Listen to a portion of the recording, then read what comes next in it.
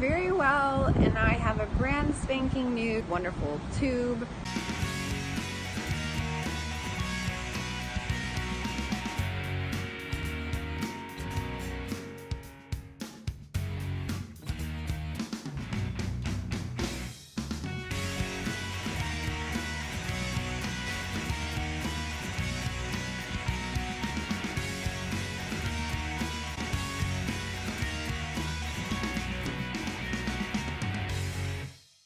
Hey everyone, Anna here. We are on our way to the hospital to get I need to talk louder, this car is loud. We have the windows down. It is a breezy but hot day still. And so I will see you at some point in the future.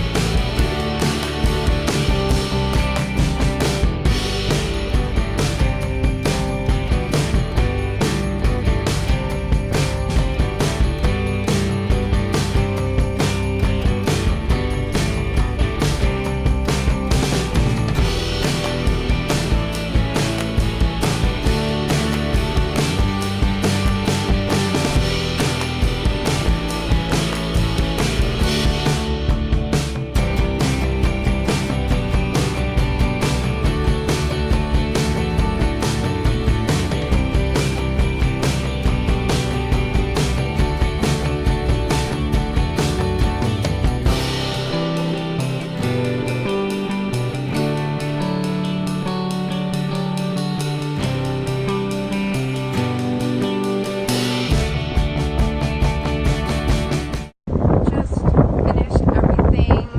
It went very well, and I have a brand spanking new glittery, not actually glittery, but sparkly, wonderful tube. And we are headed home. Mom just put my wheelchair in the car, and so it's time for me to go. I will see you back at the house. I'm home, and I'm so tired. I'm so tired. I feel like this whole morning was just a huge rush. I didn't get up as early as I had hoped, and then I had to this morning do my cefepime IV, which is 30 minutes. So while I was doing that, I was nebulizing, but like I was 99% sure, they didn't give me any anesthetic. They didn't hook me up to anything, fluids or anything, which they didn't even need to, so it was fine. It was nice because this time I wasn't in an excruciating amount of pain because my balloon hadn't burst, and all the other times we've replaced my tube, it's because my balloon had burst. So painful. So this time I was able to watch the monitors, the x-rays, and the contrast being put in. It was really cool, and I was like, wow, that's really long. And the radiologist doctor, he was like, yeah, that's longer than I thought too. But they put like a wire through, and they did this before, and I knew they would do it this way, but they put a wire through your old tube, and then they take it off the wire, they leave the wire in place, then they just put your new tube right on it, so it's just like a guidance, sort of just kind of keep it and put it in the exact same place as it was. So they did that. I'm a little sore, especially when I kind of move around or if I really push on it. So it went super well. We spoke with the radiologist, and Mom asked, she was like, so how often do you see, you need to replace these tubes? And he was like, about every 3 months or so. And we were just like,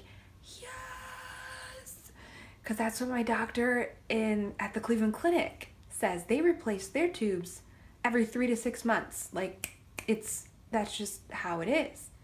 Because he's like, this radiologist was like, the mucus and the intestinal, I don't remember, like not acid, but just what it's made out of. It just breaks down the tube. He's like, it's with any other tube they put in, like kidney, he mentioned kidney something, and different catheters that are inside the body will start breaking down. So actually, I now have an appointment in 3 months to have this tube replaced, just as a maintenance type thing, just on a maintenance basis. The plan is to replace it every 3 months or so, 4 months, 4 months, something like that. And so I have a script for my next appointment, which was already made. It's like right after Christmas. At that point, I will get a script to schedule for the next 3 month, 4 month period, and that kind of dealio. So a lot of good came out of this, and they are culturing the end of the tube, like what we really want, and we're gonna see what that says. Now I'm just really tired, and I'm realizing I'm kind of sore. I took a nap. Hooray! I just ended up getting more and more sore, which makes total sense. Like in the left side of my abdomen, which is where my J-tube is placed. And then I was just so tired, I was able to take a nap and fall asleep, and I'm so thankful. And now I am, guess what, guys? I'm awake now. What? You astound me. I can't believe you guessed that correctly. You're so good. And I have some food, and I have some IVs that I am doing here. My lactated ringer, which is what I'm going to hook up to right now, and I'm going to do it drip it really slow. And then here I have the antibiotics that I'm going to hook up later, and yada yada. When you hear me say drip my fluids really slow or go really fast, like bolus means just run it as fast as you can.